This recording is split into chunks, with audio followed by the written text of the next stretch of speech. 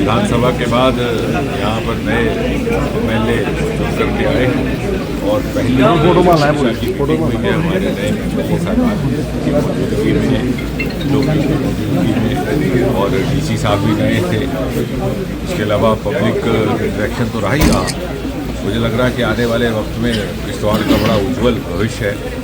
हमारे यहाँ जो नए प्रोजेक्ट्स एक के बाद एक मोदी जी के आशीर्वाद से यहाँ प्रारंभ हुए हैं। बक्कल टोल का 1000 मेगावाट का प्रोजेक्ट, कीरू का प्रोजेक्ट, और जो रुके हुए थे बल्कि जो UPA सरकार ने रोक दिए थे, जैसे रेटले प्रोजेक्ट 850 मेगावाट का, वो भी अब काम करना शुरू हो गया है।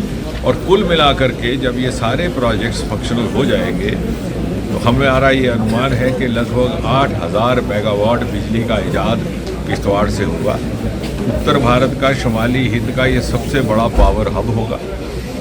पूरे जम्मू कश्मीर की अगर बिजली की रिक्वायरमेंट 3,500-4 हज़ार मेगावाट है तो किश्तवाड़ उस स्थिति में होगा कि ना सिर्फ ये जम्मू कश्मीर की पूरी बिजली की रिक्वायरमेंट पूरी कर सकेगा, बल्कि बाकी प्रदेशों में भी देने की इसमें सलाहियत रहेगी। इसके अलावा यहाँ पर सैफरॉन का एक नया सैफरॉन पार्क बनाने की भी योजना है।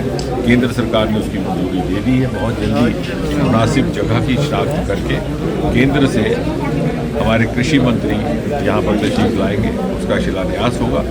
LOP साहब उसमें ज़ाती तौर पर दिलचस्पी ले रहे हैं कि किस तरह से उसकी आगे उसकी व्यवस्था की जाए।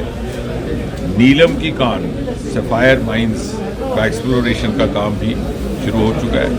National mineral NMDC national mineral development corporation रहा करती है मरकज़ में, इत्तेफाक से मैं भी उसका सदस्य हूँ, मेंबर हूँ।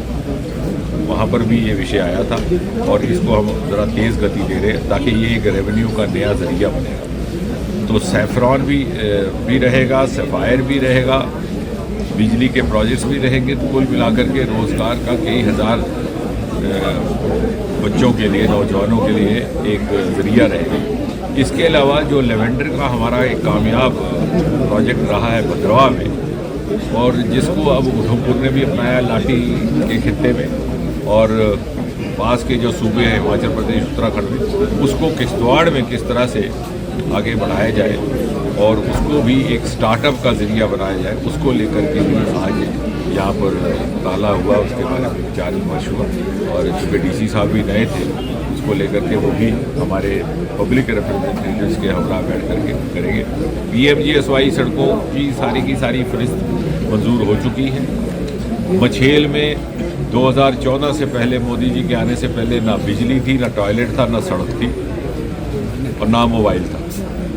आज वहाँ सड़क भी बन रही है, मोबाइल टावर लग चुके हैं, टॉयलेट कॉम्प्लेक्सेस बन चुके हैं, और बिजली की तार बिछाने का इंतजार ना करना पड़े इसलिए सोलर प्रोजेक्ट 1000 मेगावाट का लग चुका है। तो कहने का मतलब ये है कि 60-70 बरस तक सन 2014 से पहले जो इस खित्ते को उस तरह की तवज्जो नहीं मिल पाई जिसका ये हकदार था, और मुसलसल इसे कशमकश में रहना पड़ा, संघर्ष में रहना पड़ा, दहशतगर्दी के दौर से गुजरना पड़ा, आज उसकी भरपाई करने का वक्त आया है। और मोदी जी के आशीर्वाद से वो सारी कोताहियों की पूर्ति करने में हम किसी न किसी तरह से आगे बढ़ रहे हैं।